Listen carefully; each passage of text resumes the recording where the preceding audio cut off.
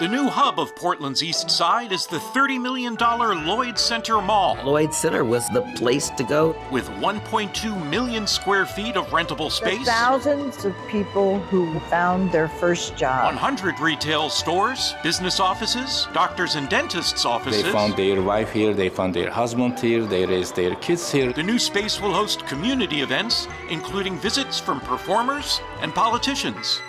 An ice skating rink, nature, and original art. There will be free parking facilities for 8,000 cars. It was a totally new concept.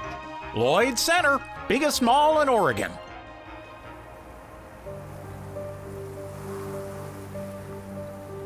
The future of the Lloyd Center property in Northeast Portland is uncertain. It is facing foreclosure. They're definitely not as popular now as they used to be. I mean, it's a ghost town. KKR Real Estate Finance Trust says it plans to foreclose before the end of this year. Not everyone shops at the mall, they shop online. The pandemic certainly didn't help things very much. History is important. The places that we grew up are important, things that we remember are important. This is the place you'd want to meet your boyfriend. It's what shaped us. Things have changed.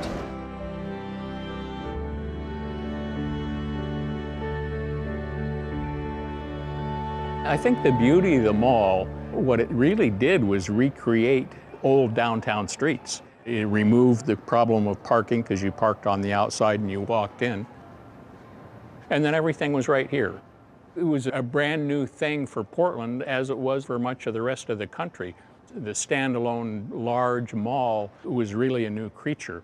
As the shopping mall business expanded, it all became chain outfits.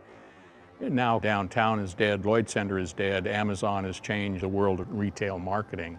And so that's where we are. We're standing today in what you could almost say is a 21st century ghost town. I can tell you the grand opening. August 1st, 1960. I was 12 years old and we couldn't wait. And so from August 1st on, this was a hangout. It was a place to see and be seen, place to shop. It felt safe and comfortable. Parents didn't have to worry. It was easy to get to except for us. You know, you walk a certain distance, then we could get on the bus going home. We'll meet you at Lloyd Center. I'll meet you outside of Nordstrom's. I'll meet you at the caramel shop. It became a destination, kind of brought us back into community.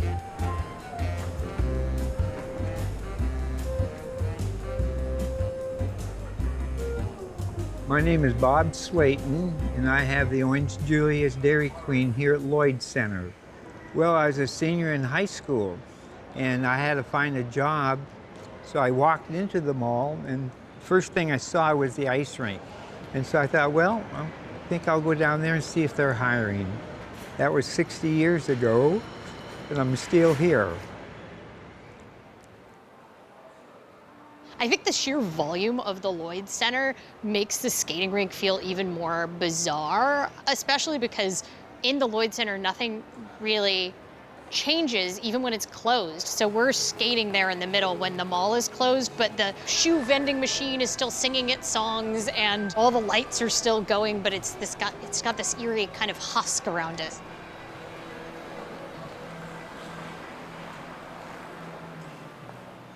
Commerce is important, but for me, it's all about the community. We're gonna get more artists and independent businesses moving in here. We're gonna have art shows. Once that builds, it's gonna be a real arts district. Step one, let people know that the mall is still open. Step two, let them know that it's maybe not the mall they were thinking of. It's a new, like, really cool indie art mall. I'm really excited that we are performing this play here in the Lloyd Center Mall in the former Victoria's Secret. I have experienced, I don't know how many rebirths of Lloyd Center in my lifetime. There's just been pancaking layers and layers of forced rejuvenation. I'm traveling, and I wake up suddenly in the silence before dawn, in a strange hotel room in a poor country where my language isn't spoken, and I'm shaking, I'm shivering. Our mission at Project Lemonade is building self-esteem in foster youth, making them feel like they're welcome in this world. We do that by providing a free clothing store for them, kind of like a clothing closet, but it's 10 times better. Mainly everything is brand new, and the only shoppers here are foster kids, so you're around people just like yourself. Just because I was a foster kid doesn't mean, I shouldn't be as successful as I am. When I think of a mall, it is absolute happiness. Just getting people into a space where there should be people is a dream. The people that started playing it probably started playing it because they love cards, but then they learn that there's this huge social aspect. When I hear about adults being lonely, I'm like, come play bridge. Learn to play bridge. There's friends for you waiting. It feels sort of like a weird human zoo.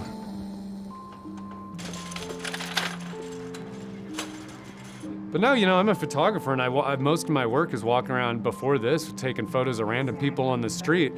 And this feels like the closest to controlled street chaos that you can get. Some people want to buy stuff, but honestly, everyone sort of becomes willingly a participant in being observed and being part of this odd, sort of, like I said earlier, human zoo.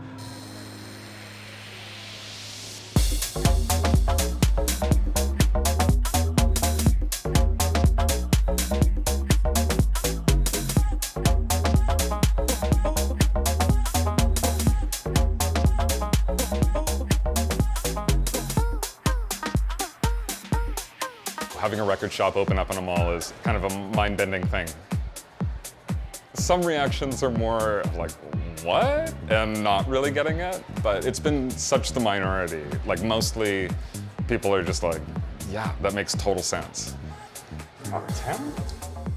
The story of this mall definitely seemed like it was going to be going away, and now having independent businesses that aren't chain businesses definitely feels exciting. Maybe it just takes a certain generation gap or time to pass by, and then the nostalgia button gets hit. To be a part of the All-American Magic experience. 1, 2, 3.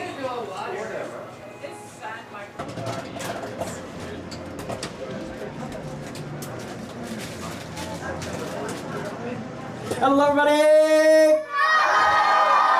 Give yourselves a big round of applause for being here today. I don't know of any other magic shop / magic shows of this scale that are in a shopping mall.